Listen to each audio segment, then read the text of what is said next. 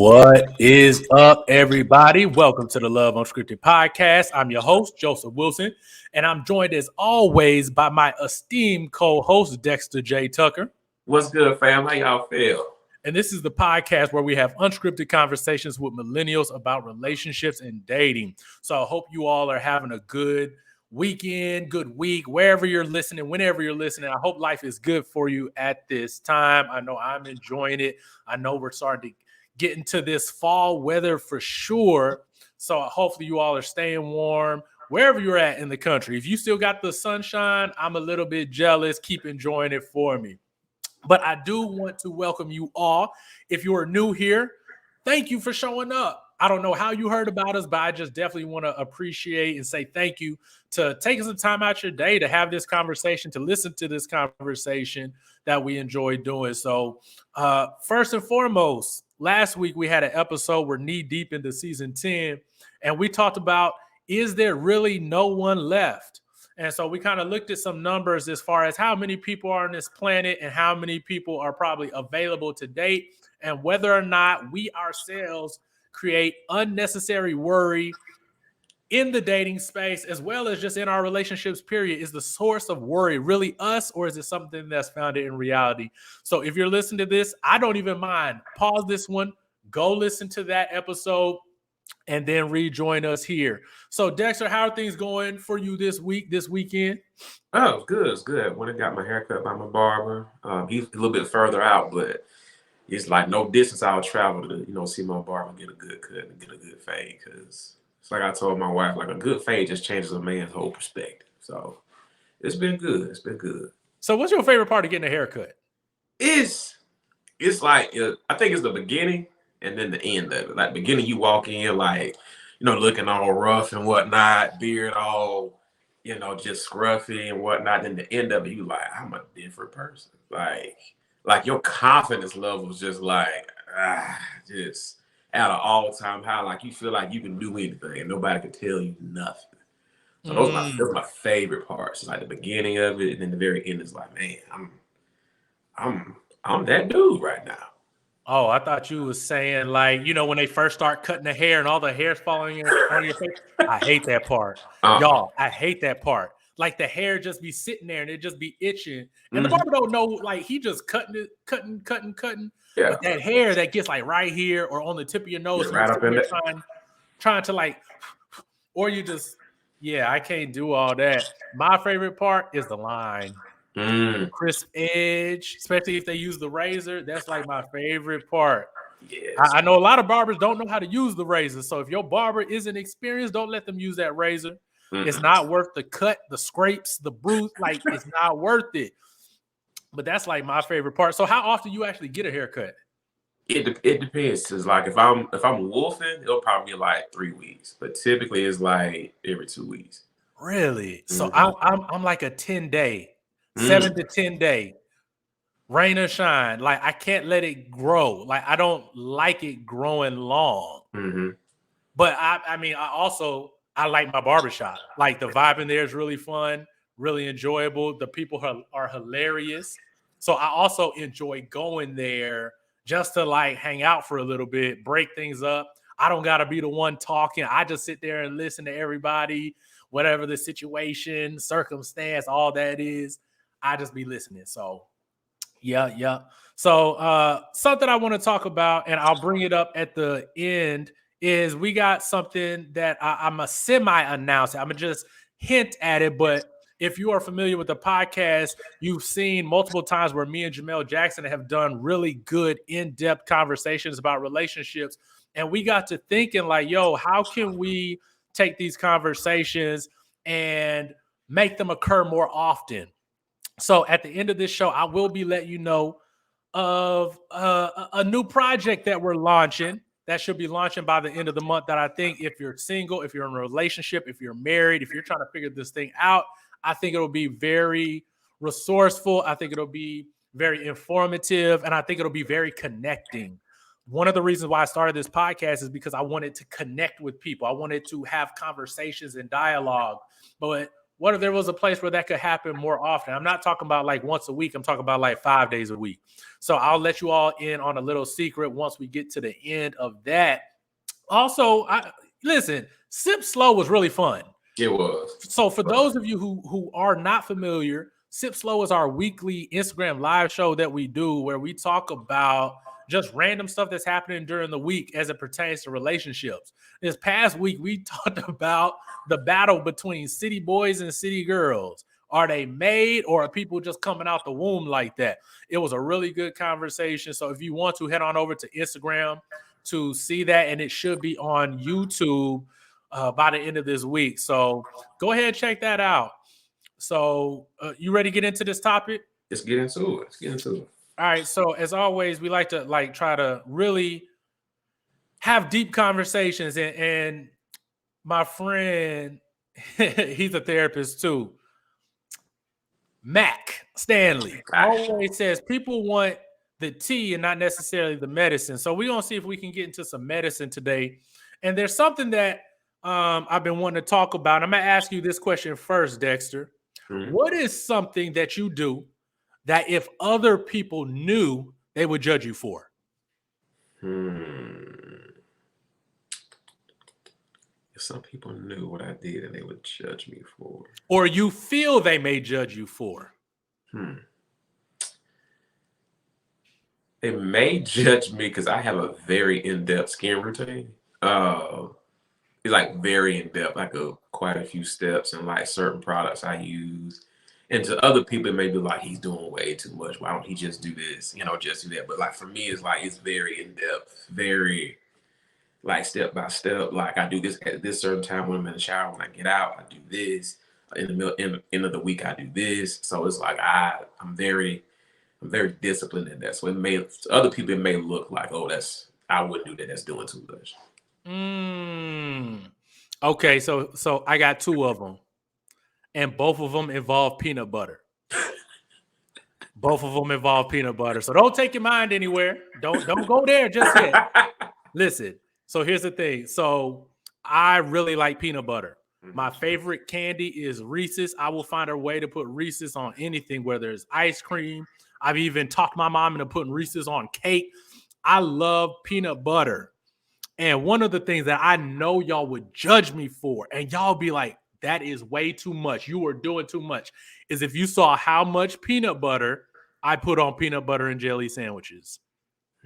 Like one day my dad saw it and he was like, Joseph, absolutely not. And I was like, what? What's wrong with it? I've always done it this way. And he was like, so that's why there's never any peanut butter. That's why there's no peanut butter. The second instance, I like milkshakes. If people saw how much peanut butter I put in my peanut butter and chocolate milkshakes, y'all would probably call the law on me.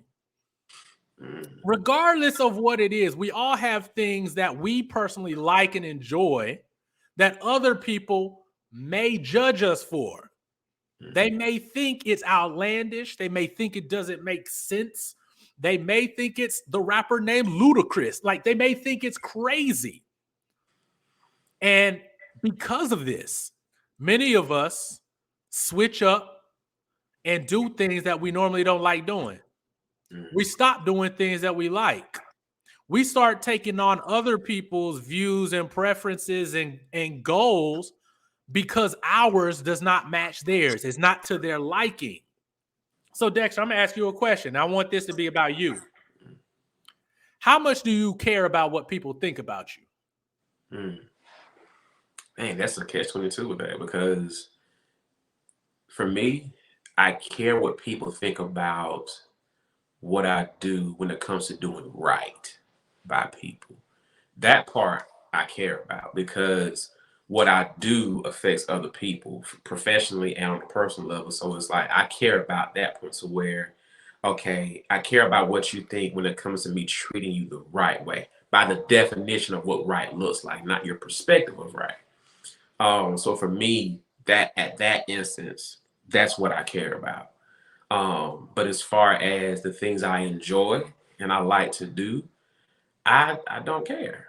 And the reason why is because what I enjoy brings me peace, and it's a method of self-care for me. And if I don't take care of me by doing the things that I like, I'm not going to be beneficial to myself or to anybody else.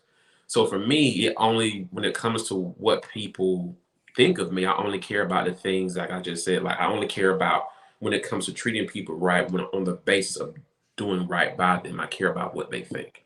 But when it comes to the things that I enjoy and the things that I do for self care, whether it's watching anime, writing poetry, or if it's watching a game playthrough on YouTube, like I enjoy those things. And if you don't like it, that's fine. That's your perspective, and that's okay.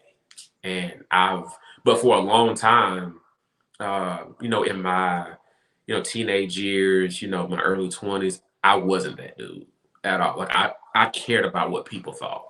From the way I dressed, the way I spoke, like I acclimated myself to what people's preferences were doing that. And it took me a while to understand to get to the Dexter I am today. It took me a while to get to that. And once I got to that, it was like, oh, it's a wrap. So here's the thing. I feel like I used to be in a place where I cared too much what people thought. Mm. A lot of it comes from being like a parentified child where I was looked at to be a leader. So I cared what everyone else thought to be able to be a barometer for whether or not I was doing good. As I gotten older, I found that mentality really doesn't work. Yeah, I use it as a way to get love. But now that I'm older and I feel like this season, it took me a while to get here, but this season, I really don't care. And I mean, and here's it respectfully, I really don't care. And the reason I've had to like really switch gears is because how many people did we say are on this planet last week? Billion. At least a billion. Everybody can have their own opinion, have their own views on what you should or shouldn't do. All of which is relative to their life and to their experience, but not to yours. I started to realize that a lot of stuff that I was doing was someone else's game plan, someone else's blueprint, and it wasn't mine. And I was judging myself based on what other people were saying about what I was doing. So is there anything as far as like relationships or dating that you think, okay, this is how they should be, but people have given you flack for thinking that way? I would say I can speak to, my own marriage where, on the outside looking in, people may view it as, oh, he's very reserved, very quiet. His wife may quote unquote run all over him or whatever. Because I think a lot of people have a perspective of manhood that sometimes they think it's supposed to be, in the words of my wife, rah rah reptar, and it's not. That's not what it is. And it can be very quiet. It can be very reserved, but at the same time, be very direct. Because for me, my biggest thing has always been to create a atmosphere where my wife can be her 100% authentic self, 100% of the time, and to where she's not feeling as if that, her that she adds value just because she can cook, clean, and meet the physical needs of me as a husband. Like I nullify that like at the root. Like, nah, when that's not who you are to me. Like that. I mean, the cooking and cleaning, that makes you an adult, not a wife. So like that's one of the things what I constantly put out there whenever I'm in conversation with people, with his friends or family, where they'll tell me, oh, I'm looking for a man that cooks and cleans or a woman that cooks and cleans, and I'm like, that doesn't make them a good husband or wife. That just makes them an adult. That's what makes them an adult. That doesn't make them a good partner. And I catch flack about that all the time because, like I said, is that just makes you an adult. Like as an adult, you need to be able to cook and clean. Or if you're that busy, you hire somebody that cooks or cleans. But it's just like that just makes you an adult. It doesn't make you, a good spouse because you can maintain a home or, clean a home. Like that takes two people. If you're single, that's what you do already. And so that was one of the things that people give me a lot of flack about because I'm having to go against what somebody's been taught or believed to think that makes them a good husband or wife. And, being a husband, I've learned that doesn't, like, that's just what you do because it has to be done, not So because it adds value. So what happens if what you are saying? So here's another thing I want to add into the equation. Sometimes people care too much what people think, but also what if those other people are right about what they think about what you're doing? What if the information, what if the talk from the outside is, yo, you're not living up to the standard of what society says a husband should be? Not saying that we're going overboard, but like you're not spending time with your family. You're spending more time at work than you're spending at home with your family. You don't speak kindly to your children. You don't speak kindly to your wife. Those in your community, you don't consider them. You litter. Like all of these things are external stuff. What happens when what people are saying is actually true? I think with that starts with, I think when it comes to, people on the outside looking in and giving you revelation about the things that you do and giving their perspective on it, I sincerely believe that when they're saying it to you, it should be confirmation to what you already feel. And I think it starts with you. Everything starts with us. And I believe sometimes we don't want to be honest with ourselves. Like we may recognize it and see it, but we push past it because we believe that what we're doing now is beneficial for everybody, or we're kind of just stuck in the monotony of just moving forward and just going through life and making sure the kids are good, making sure the wife is good, making sure the home is good by working or whatever we have to do. And when those people that are with us, that surround us, tell us, hey, like you're not doing this. That's more so not them telling you what to do, is more so holding you accountable. And I think understanding the difference between accountability versus people's opinion of you, being able to differentiate between the two is important, because accountability isn't me judging you. It's me holding you accountable to the standard that I see that you hold yourself to. And if you hold yourself to that standard, then it's like, okay, I should hold you to that same standard because I care about your growth. And that Hold means on, stay right there. Stay right there. I always got a question about this word accountability. How do you hold another person accountable? Like, how do you like literally hold someone accountable? Because here's the thing. I don't personally, and I'll explain why. I don't personally believe that we can hold other people accountable. So when you say other people holding people accountable, what does that look like? Like, what do you mean by that? What I mean by that is this, and it's for me, it's as simple as this. It's reminding you of the commitment that you made to yourself, not to me, but the commitment you made to yourself to be the best version of yourself for the sake of yourself and for the sake of the others around you. That's what I believe accountability to be. Not, weekly call-ins and check-ins and whatnot. Not that. Because at that point, you're just doing whatever just to basically keep somebody off your back. Kind of like having a probation officer. I'm not your probation officer. The people around me shouldn't be my probation officer. And I shouldn't feel like I'm being shackled to whatever it is that I said I'm going to do. It's more so of me holding myself to a commitment that, okay, I'm going to make sure I'm doing this. I'm going to make sure I'm doing this and this and this. And it's like, okay, if I'm your best friend, or if I'm your brother, whatever it may be, and I see you deviating from that path that you said you were going to stay on, it's like, okay, if I truly love you, if I truly care about you, if I'm truly invested in your growth, and you've made this commitment to yourself, and we've been in conversation, it's like, hey, bro, like what's going on? You good? And sometimes it's not even deliberately saying, hey, you're not doing this. It's like doing a check-in. Like, hey, bro, you straight? Like I saw, like I talked to you on the phone, or I saw you in the store the other day. You look kind of down. Like, what's going on? And I think sometimes we have to shift our perspective of what accountability looks like, because accountability can just be someone's friendship.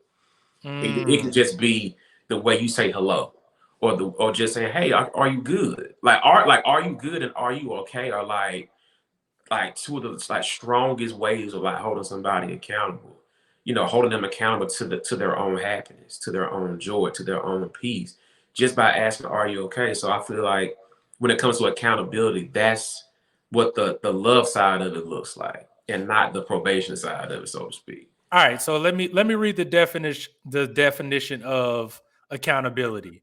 An obligation or willingness to accept responsibility or to account for one's actions. Mhm. How can I make another grown person accept responsibility for what they've done, their actions? And that's the and How that's can the I do that? and that's the thing to it. Like, you can't make anybody do anything. Then how can we hold them accountable? You think about the Mhm. word hold, to hold into place. How do Mhm. we make someone stay in place and take responsibility for an action that, one, they may not feel is wrong? Two, how do we now have a moral obligation? You said, let's say if it's something that they decided that they wanted to hold themselves to.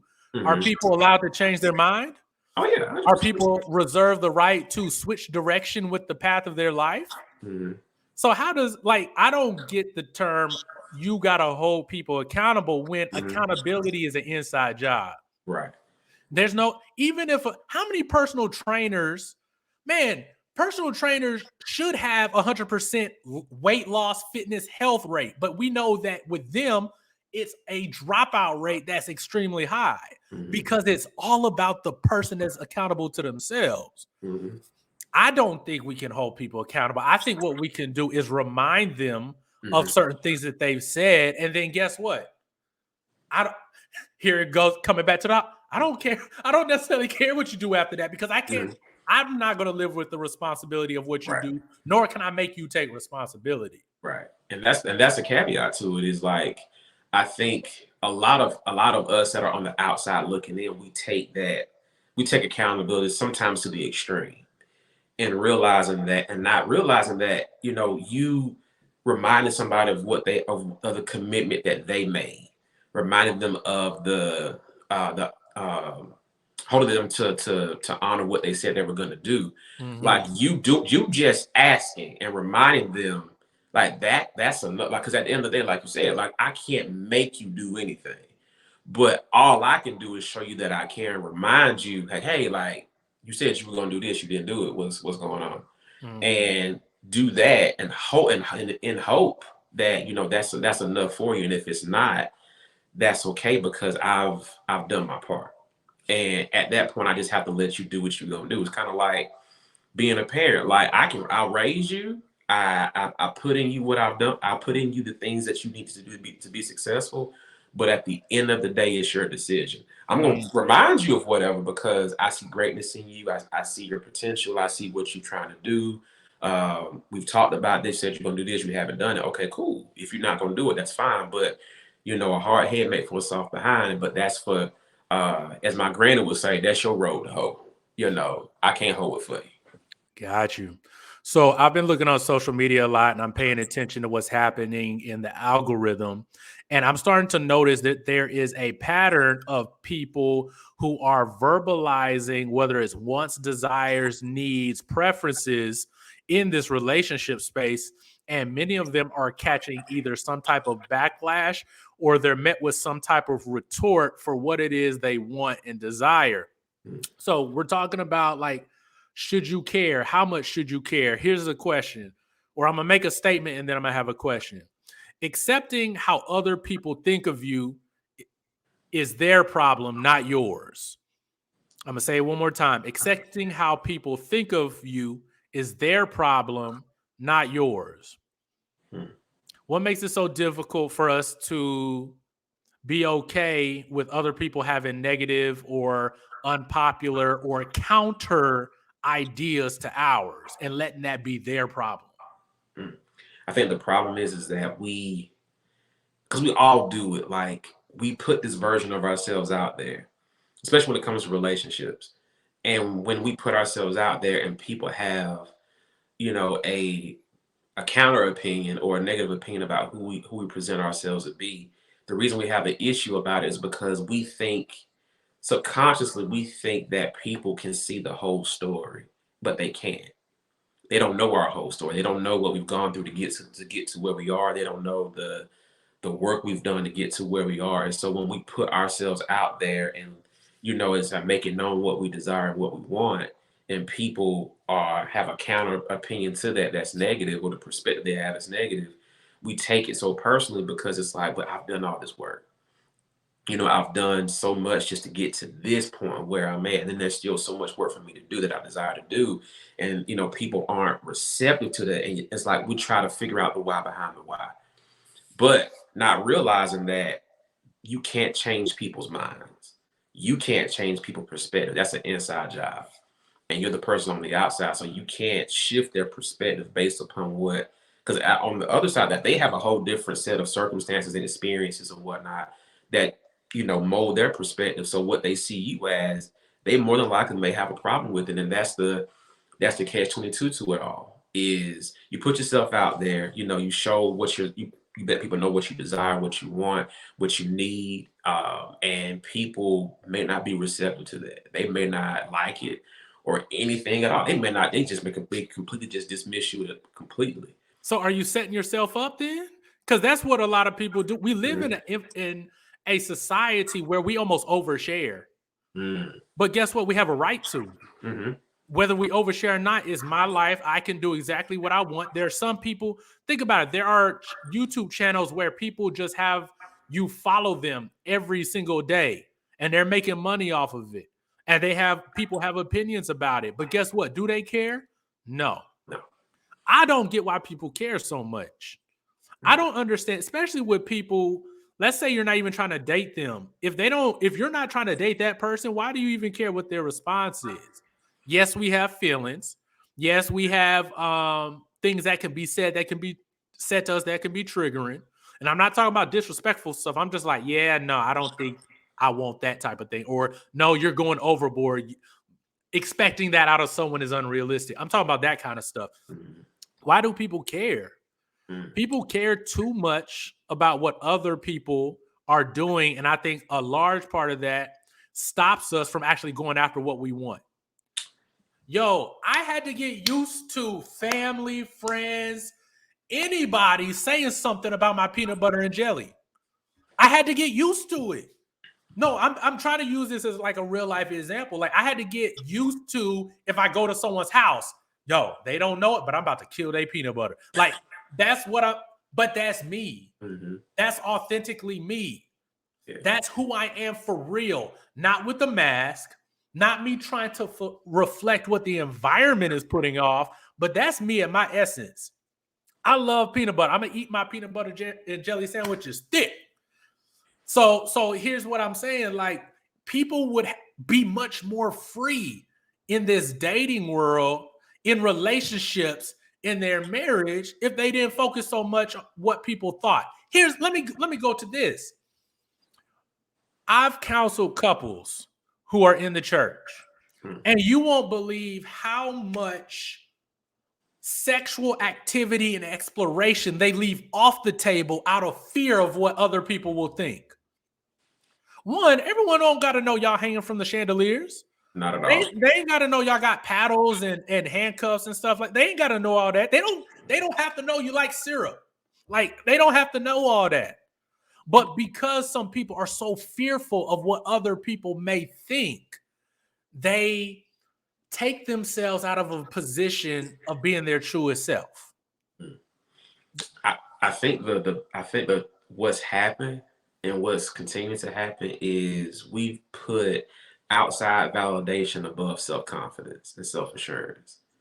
And like we'll do the work to get to where we have to be, but in some strange way, we still want the validation of somebody else to validate our opinion and what we've experienced and our standards and our desires and our feelings. We still want somebody to validate that. So that's why, and like you said, there's nothing wrong with us oversharing, because you have to put it out there, or else, somebody won't won't give you what you need, or you won't give them what they need, and you'll be in a relationship that you need to be in because you didn't share all of the information that was needed. But we still look for that validation, and it's like when we don't get it, we're disappointed, not realizing that the person that went through what you went through, or the person that needs what you need, is you. And you owe it to yourself to to let people know what you need, so that way you can get what you need, in order so that you can move forward amicably in a relationship, so that way nobody feels like they're not getting what they need, or they're not being valued, or anything of that nature. So I think we have to get back to, like, the work you've put in is enough to give you the self-confidence that you need, because you're growing through it, and you're going through it.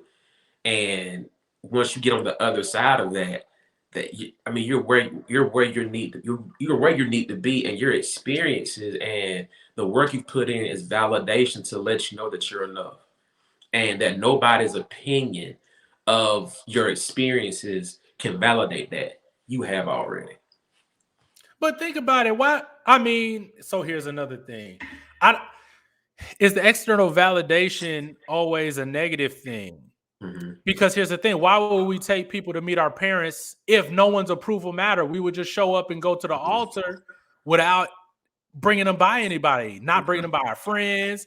We wouldn't care what no one thought, because that's our person. That's who we like. I think what's really messing up a lot of people in their relationships is when we talk about the fear of being judged for what you like. That's a big part of this. You are fearful about what people will say about what it is you like, because you automatically assume, and I've done this as well, internalize what they're saying about what it is I like. What does that mean about me if I like this then? And then everybody doesn't agree.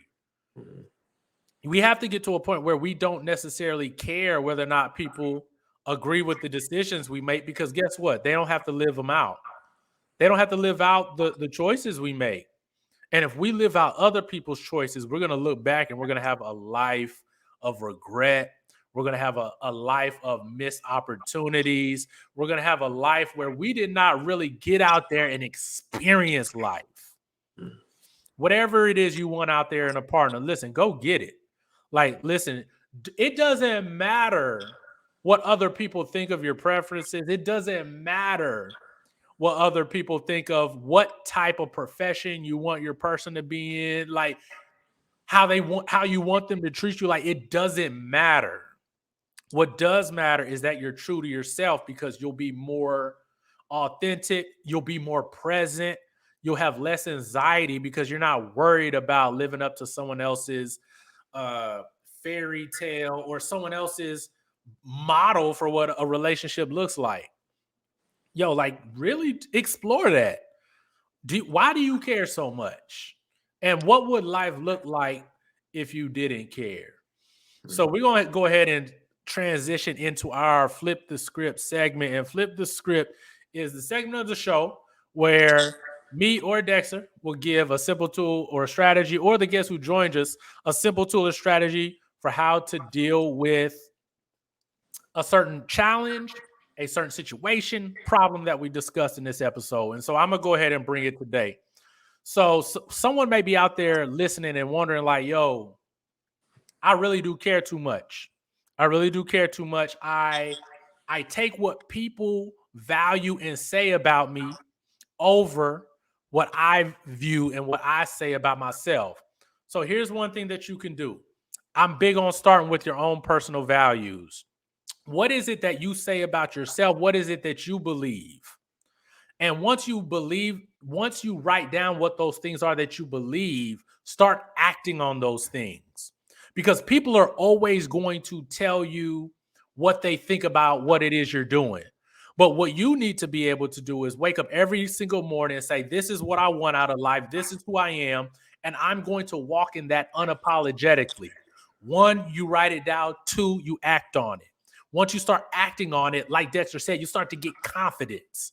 Confidence is needed to be able to combat what people are saying. Because if you don't have the confidence, you're going to second guess and question what it is that you want and desire out of relationships. Let me tell you, relationships aren't the place to be second guessing yourself, especially when you're choosing a partner, you're choosing a mate. You don't want to second guess yourself in that. That becomes very confusing. But what you do want to have is confidence and boldness to be able to walk into the relationship and to be able to say, this is what I want. I'm comfortable if everybody else on the planet is in disagreement with it. I'm going after it. That's what I want. That's the type of person I want. That's the type of relationship I want. And I'm going to see that through. So that's this week's Flip the Script. I thank everybody for joining us this week. As I said, I have a small announcement that I'm going to share. It's going to be like a little soft launch. But as I mentioned, me and Jamel have been thinking about a way to get couples and those who desire long-term healthy relationships together to be able to really grow and to be able to really connect and to be a support for each other as we go on this journey towards love. So what we have started is actually called Wake Up and Love. And that will be a community where we meet Monday through Friday for an hour. And myself, as well as Jamel, and also with other therapists and relationship professionals are going to get on here. We're going to give you tools, strategies for how to really start, maintain, and keep them relationships going.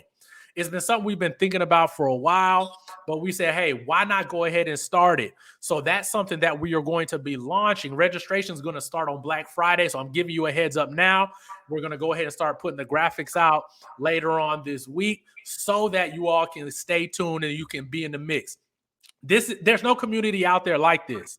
I've been hinting at it, but for relationships, for those who want healthy relationships, who want evidence-based practices as a way to better and to improve and grow their relationships, or even to know how to even start putting this thing called dating together, this is going to be the community to where you do that. So stay tuned on that, and we'll have more information for you.